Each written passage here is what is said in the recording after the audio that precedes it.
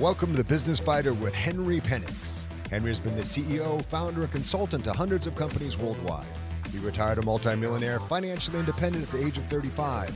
Henry grew up a preacher's son and was thrown in jail 3 times for various altercations. He knows what it means to come from nothing and have to fight his way to the top. Henry is the business fighter who will teach you strategic skills for winning in business and in life. Don't just spectate, participate. It's time to get in the ring. Hey, I'm Henry, the business fighter. So happy to bring you a very, very special guest today. This is a big guy with a big name who has big dreams and doing huge things all over the world. You're going to love him. He brings new listings to people in real estate. He's called the Listing Boss. He's coming out with a new book. We'll tell you about the title of that later. And I absolutely connected with this guy. The first time we did kind of an interview online, we connected, and I thought, man, I want to bring my people this guy's knowledge, his intelligence. He's a deep thinker, and you're going to find that out here in just a second. I've asked him to come on. He's going to share some things with you. He's going to drop a couple nuggets of gold people pay thousands of dollars for, and they make millions, multi-millions of dollars with. So he's going to drop a couple of those nuggets on our show right now. And I can't wait to get to know him. We're also going to know the man. We're going to get to know the man. I want to know how he got there and you know what he went through, some of those mountains that he climbed. Did he go over the mountain? Did he go through it, or did he go around it? I know he did one because he's on the other side of it today. So with that, Hoss Pratt. Henry, man, it's great to be on this show, buddy. Yeah, man. So glad you could take time out of your busy schedule and be with us. Yeah, man. There's no place I'd rather be than right here. Oh, thank you so much. Sir.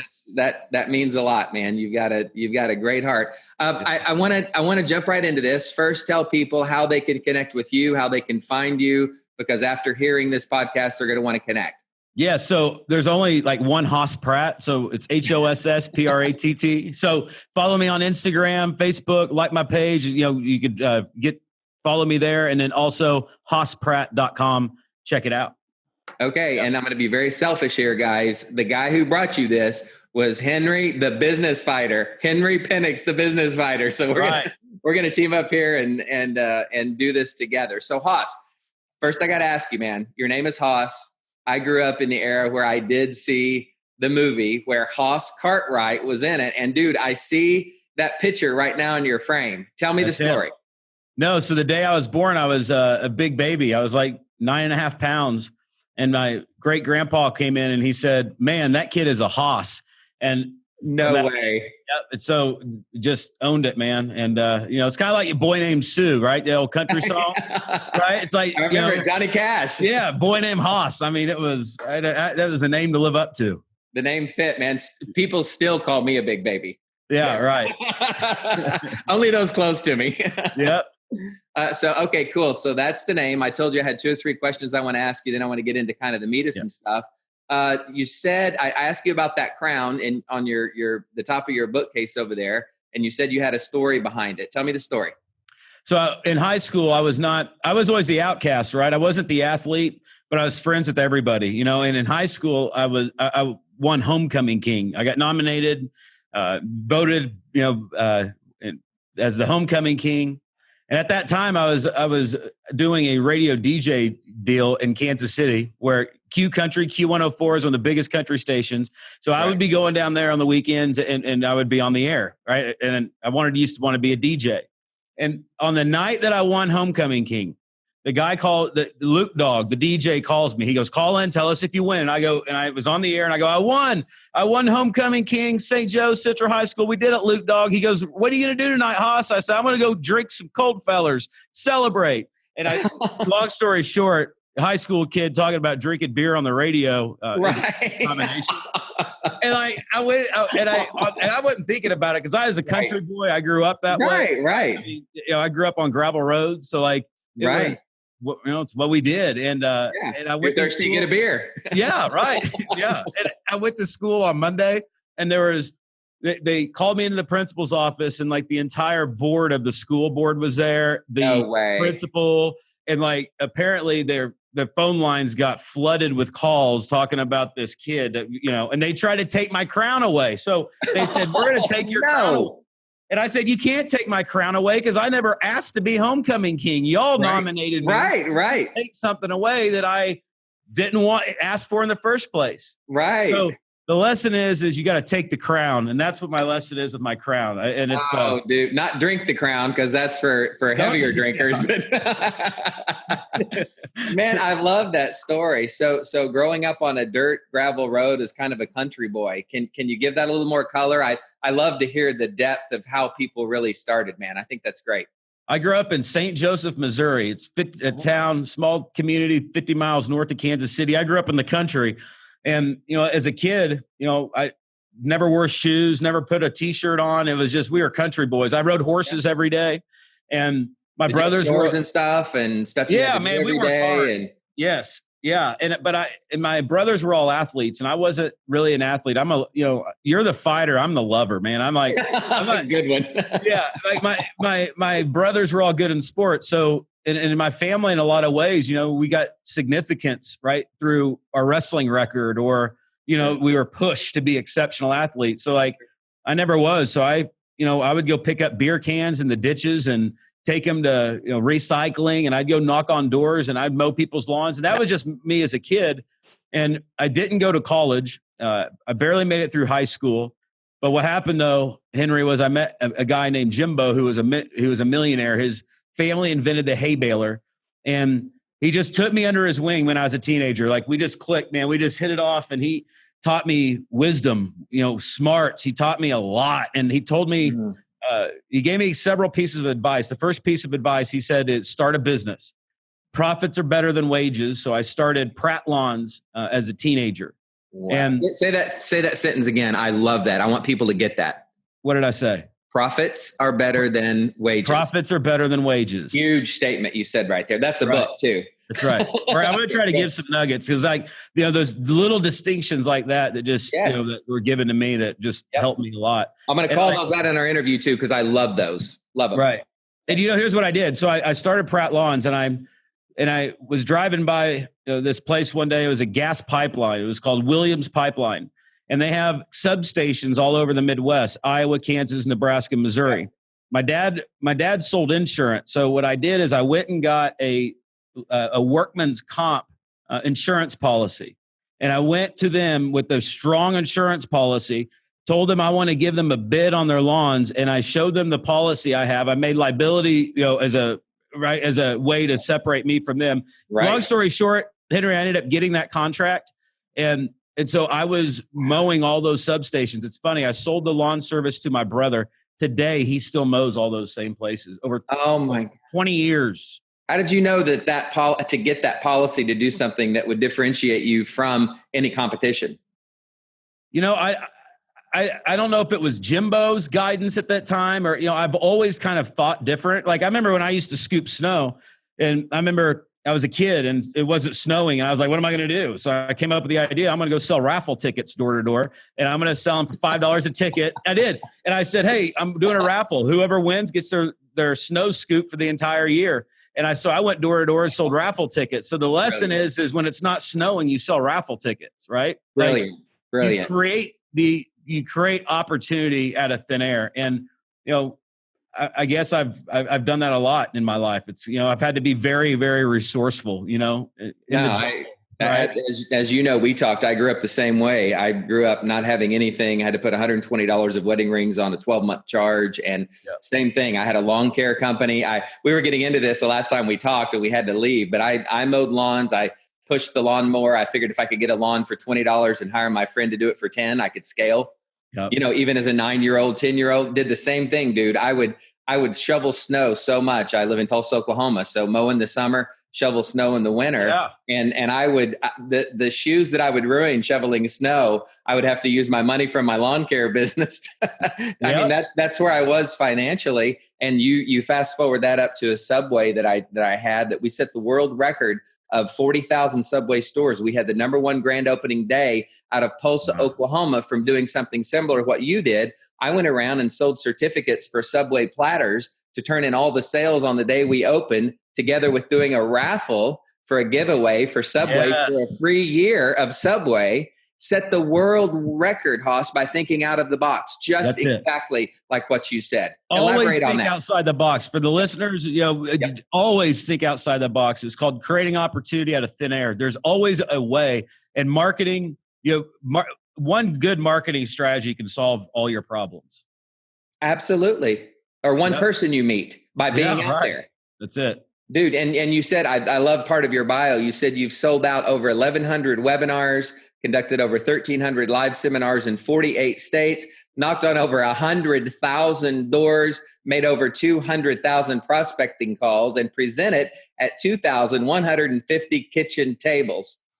Dude, I'm sure those numbers have even grown more, but you weren't afraid to meet people. You weren't afraid to get out there. You weren't afraid to work, Hoss. You know what I'm afraid of is failure. I'm scared.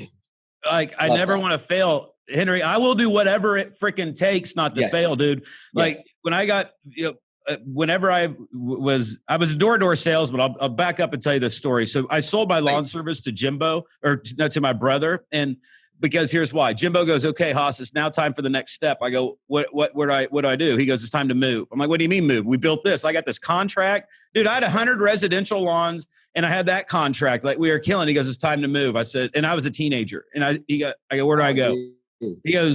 He said, you become a product of your environment. So you make sure your environment is one you want to be a product of. You said you wanted to be successful. In order to do that, you got to leave the nest. I'm like, and I go, where do I go? He goes, go to Texas. I said, why Texas? He goes, you belong there. I said, we're at in Texas. He goes, go to Dallas.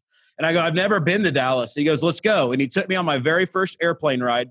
We flew here. We rented a Cadillac DeVille. We drove around Dallas listening to Sammy Kershaw. It was 115 degrees. Just soaking it all in, like looking at like this. But everything was big. Dude, everything was huge and new and like new cars. Like where I'm from, like, people drove around in, like the Cavaliers and stuff. You know what I mean? Like there's piles of cigarette butts at every intersection, you watch it rust. Yeah. And I come here and I was just blown away. And he goes, are you going to move? I said, I'm going to move. He goes, set the date. I said, set the date. I said, November 15th, I'm going to move. And this was in August. So I went home, trained my brother on November 15th at 2:30 in the morning. I drove to Dallas and I didn't know a single soul here. And I just came here to be somebody and like just a kid with ambition that was willing just to do whatever, it took to make it. And like, I've just been trying not to fail ever since, buddy. Like I got a job going door to door when I first got here. And like, I would knock 100 doors a day and every door, every floor. I've been kicked out of all these buildings, a lot of buildings. Like I'd go into a high rise and I'd go to floor 3, floor 7, floor 10, 15. And I would, then 2, then 6, and I would jump around because you could dodge the security, right? Yeah, dude, I love it. And like that's how I learned. So when I went door to door, and this is a good lesson that I learned. When I went door to door, I learned to sell, and I think that selling, the ability to sell, is the most important skill, like to make your life easier, right? I mean, it helps everything when you can sell. I agree. And the best place to learn to sell is in repetitious selling. Whenever you're selling something, going boom, boom, boom, boom, next door, next call, next call. You learn a little more, learn a little more, learn a little more. That's it. And then you can focus, become conditioned to selling. And that's what door to door did for me. And then I ended up getting into real estate from that. So I got into real estate. And before you go any further, I want to pull this point out. Guys, this is Henry, the business fighter. You're on my podcast with Hoss Pratt. Listen to this advice right here, because this could change your life. This one nugget. It's not going to cost you anything but to listen and share with all your friends. But this one nugget is going to help you the rest of your life. And I want to dig in right here. Hoss, you said that you were afraid to fail, but that launched you into this superhuman who went out and knocked on doors without fear until you got success in a city that you'd never been in. That's arguably one of the biggest and best cities in the world to live in. But it was big. You were afraid. You let fear push you into being a superhuman. But most people let fear keep them from doing anything. They squander down. They sulk. I'm too afraid to do this. I'm too afraid to do that. Tell me why you're different. Tell me what got in you to push you to this superhuman versus being just super sucky. Well, I didn't go to college. I was told I was going to be a loser my entire life whenever I decided not to go to college. And not a single soul supported me, right? Not even your parents? What's that? Not even your parents? No, my dad said he would pay for a full ride. He'd pay for my entire college to go anywhere. He told me that ever since I was a kid. Man. But that wasn't my path. Right. Then, I started my first business and, I made it, as a teenager. And then I say, I'm going to move to Texas, and everybody told me I was not going to make it. You're going to fail. Like, not a single person but Jimbo supported me moving. Like my parents didn't want me to move because who wants their kid to move away? Like, right. but like so for me, I'm still trying to say, hey, y'all, like, that's what got me. Not so much now. I have a family. I don't need. I have nothing. Right. But that drive, and where I found that drive was that I will never fail. I'll give you an example. I remember there was a time when I called my dad, and it was like I was beat down. I didn't sell any that day. I was questioning if I made the right move to Texas. And like, I was convinced that I was going to move back. And so I called my dad and I say, Dad, I'm going to move back. Like, this isn't good, man. Like, I'm just, I don't know if I made the right choice. And then he goes, just come on back. We'll figure it out. And then I called Jimbo after that. And I said, Jimbo, I'm thinking about moving back. He goes, Hoss, if you move back, you'll be the biggest loser that ever walked the effing planet. If you move back, it'll be the single biggest mistake of your entire life. Like, if you move back, you're going to regret it forever. Don't move back. And he hung up the phone. And right then I made the decision. I'm never moving back. And you respected Jimbo and you listened. Never moving back. I'll do whatever. Guys, sometimes it takes one person in your life. It could be me. It could be Hoss. It could be somebody like us. If that person really has your best interest in mind, it may make you uncomfortable. It may make you even fear things more, but listen to that one person, invest in yourself, read Hoss's stuff, go to some of his seminars, get to know him better. Your life. Hoss, you're amazing. You're awesome. Wow. Dude, I love that. So you went from there to developing the real estate company. So here's what happened. So I got into real estate and I failed miserably at it for 6 months, but then I found a niche and I started calling for sale by owners, and I would call them, and as soon as I started calling them, I listed 28 FSBOs my first month. And what a FSBO is? For sale by owner. Okay. Yeah. Sorry about that. I'm using no, that's okay. Yeah. I'm for sale by owner, right? So somebody that wants to sell. So, and in that I became rookie of the year, and I ended up building that real estate business, and to a point where everybody wanted to know how I was doing it. Cause they used to call me the Texas kid. Like, I was known as the Texas kid, and because I was young listing all these homes. And so I started teaching people how I did it, and I would do seminars. I would locally, and like the audiences just kept growing. And like, I realized that I had a gift of sharing how to do it, what I learned in the trenches, in the jungle, and teaching people and equipping them with what I learned, the lessons that I learned. Yes, it was from your experience. It wasn't from my experience. Listen, I got a rule, book you read. It wasn't from a book you read. It was from a life you led. Let me tell you something. Whoever you follow, make sure that they've done what they're saying. Like, I do what I do because I've made more calls than most anybody. I've knocked the doors. I've mastered the skill, and I love sharing it to help other people. And that's, for me, for 10 years, that's what I've been doing. I've been traveling the country. I've 10 years full time just coaching and write books to help people get to the next level and help them break through, help them change their mindset, change their thinking. Sure. Because that one out of the box thing that you do, that one out of the box person you meet, that one out of the box position you put you in, I think putting yourself in uncomfortable positions opens opportunity. Absolutely. You have to be doing it good enough, or I'm not thinking big enough, right? Right. And there's two different mindsets that I would distinguish here. There's fixed mindset and there's a growth mindset. So all of the listeners are either more so a fixed thinker or a growth thinker. The fixed thinkers were the ones that criticized me when I moved, or criticized me when I did anything, or tell me that I can't do it, right?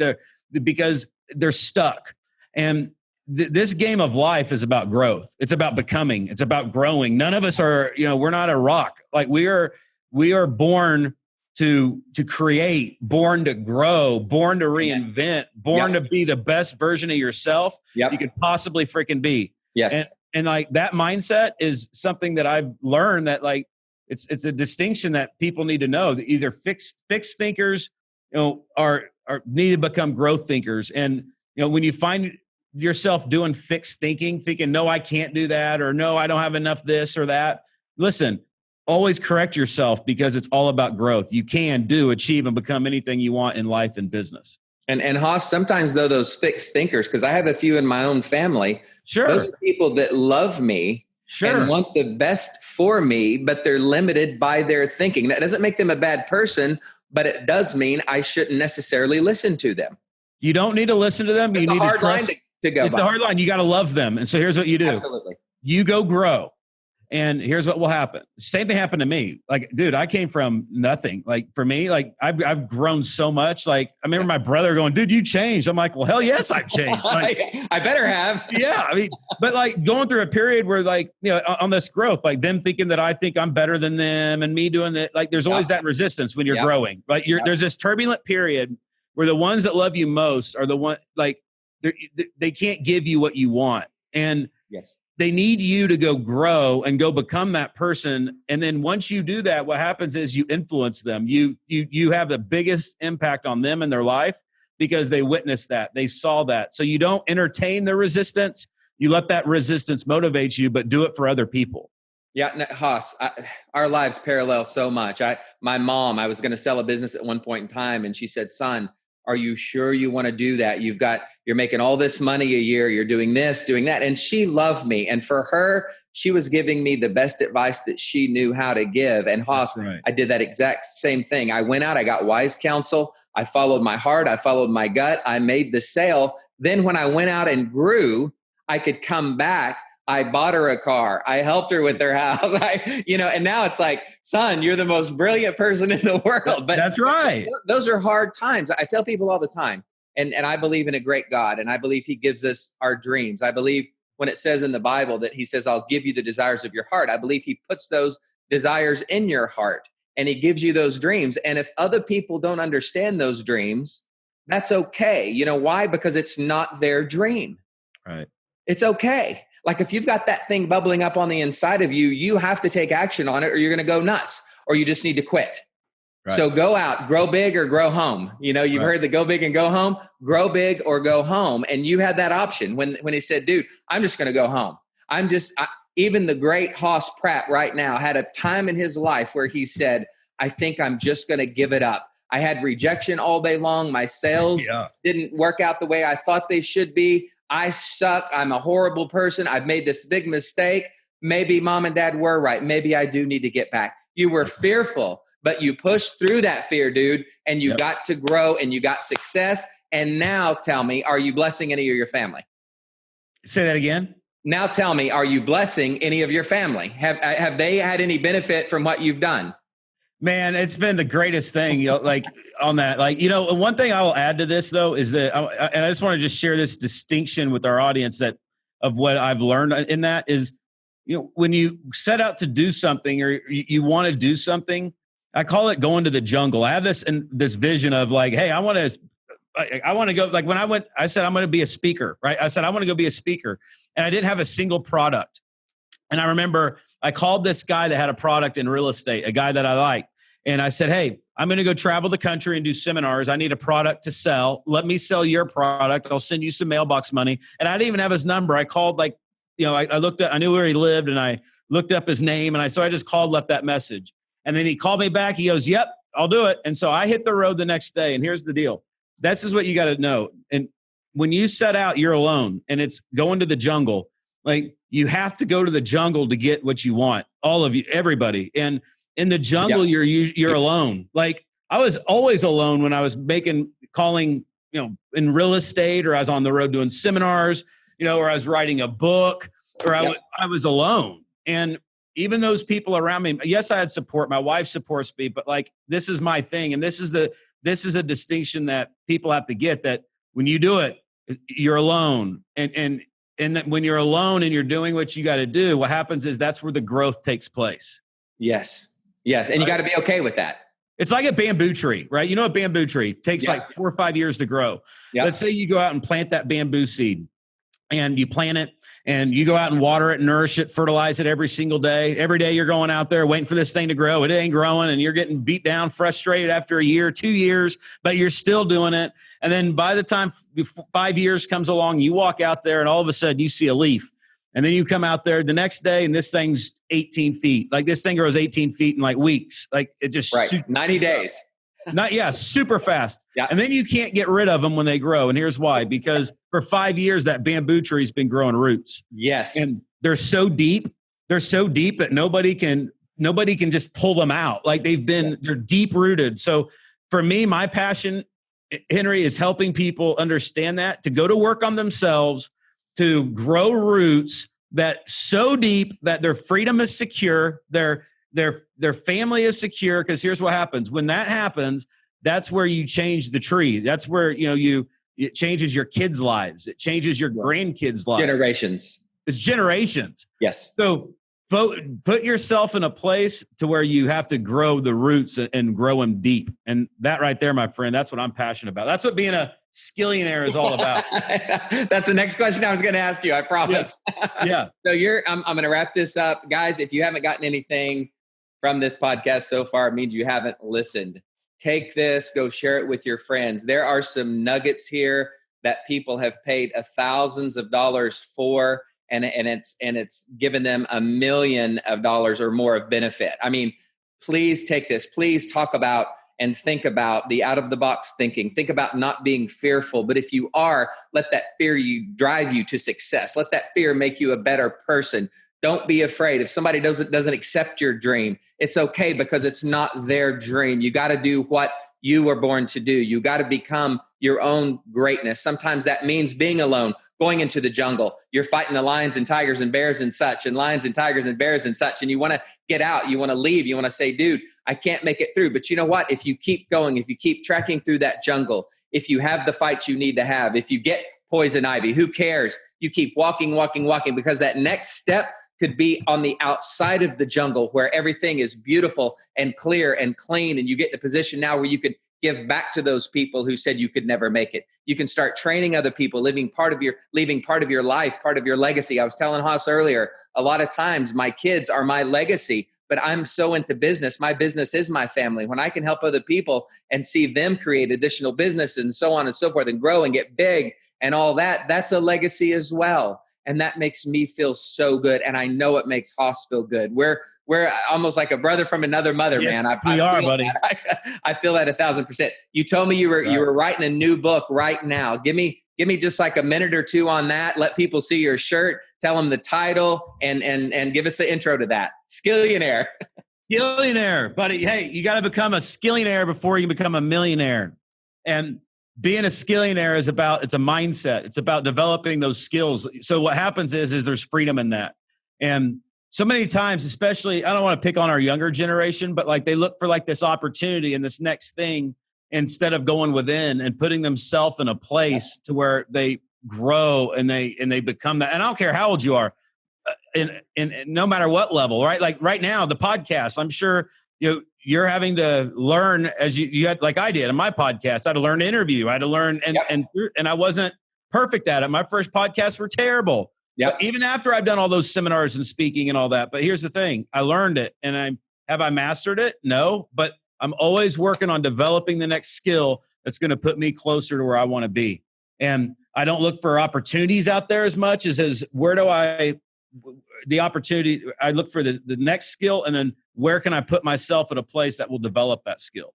Yeah. Always push yourself to a place that's unknown and uncharted waters that make, that make things uncomfortable for you. Like, I mean, always be at the table going, how did I get at this table?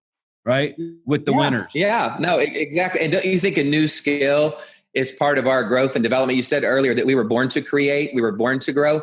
Don't you think that's adding new skills at least every month or every other month or every quarter? I mean, because if you're not growing, you're going, right? Right. Yeah, no, I think and it's sticking to what you know, staying in your lane, right? And, it's so many times people, they try to I've done things that I've always had to learn everything the hard way, right? I learned that. Me too. I need to stay in my lane. I need to always be at a place that my skills are maximized, right? Like, and and just really focusing on that, and then always creating in the direction I want to be, always working on something. Like I'm always writing a book. I'm always, creating something because that's in me. I think it's in most humans to be working on at least, creating something, right? Yeah, we were born creators. So man, right. This has been undoubtedly one of my favorite interviews. And I don't just say that lightly. I promised the people who are watching my podcast that I would bring real people with real stories and get to real truths that would help them grow. That's what my life is about. I don't need to do this. You don't need to do this. This is from our heart. Everybody that I have on this podcast, Henry, the business fighter, is going to be from the heart, dude. And if you don't have the heart, you're not going to be on this show. And Hoss, you have big heart. You're a big guy, big name, living in a big city with a big heart, coming out with big freaking skillionaire book. Hey, and dude, that you're gonna knock him like Zig Ziglar. I followed him one time in a speaking engagement. We had 20,000 people in an auditorium. My first speaking engagement, talking about stepping into a new territory. And he used to always end his sessions with "knock 'em alive." He lived in the Dallas area too, as you know. Yeah, right. The church. He used to teach Sunday school at this church right outside my. Yep, it's right here. You can see it. It's a block from my office. Are you serious? No, but yeah. I can't. You can't see it, but like because the lighting. But it's. Right. I used to go watch him teach Sunday school at that church right there. Yeah. He taught there for years. So his big deal at the end of that, his sentences was. He would say, "Henry, go knock 'em alive." It was never knock 'em dead. Yeah. It was knock 'em alive. And I would get out when I followed him my first time. I think we're in Hawaii. Hoss, to this day, I can't tell you what I said. Right. Internally, I was saying, "Don't pass out. Don't pass out." Yes. I swear to God, and you've had those times too, I'm sure. Yeah. we got to do another podcast. There's a whole other level we can take people on and share people. But Hoss, this has been amazing. I appreciate you as a human being. Thank you for everything that you're doing. Tell the people one more time how they can get a hold of you. Thanks, Henry, for everything. Yes, go to find me on social at Hoss Pratt. That is my handle. It's HOSSPRATT. Also, check it out at hosspratt.com. And listen, if you have questions or you need insights or you're looking to grow your business, I'm happy to help you and see what I can do to help see if it's a fit. Just reach out, man. I'm open book. I will talk to you on the phone. Dude, I can tell that right here. And yes. Guys, this is Henry Penix, the Business Fighter Podcast, with another amazing episode. Do me a favor. The biggest thing you can do for Hoss and I right now is to like this and share it. And when you share it and we can get that word out to more and more and more people, that's one small thing that you can do that can make a big difference in someone else's life. This could be that one person that someone hears from that is going through the same struggles that Hoss and I have been through, that they can reach out and listen to, and it creates the opportunity for them to maybe move to a bigger city or do something different or step outside of the box, or let fear not hold them back and strangle them, but let fear push them and drive them into a brand new life that they can then turn around and help their family and their friends and everyone. So again, Hoss, man, I appreciate you. And until next time. All right. Take care. All right. Bye-bye.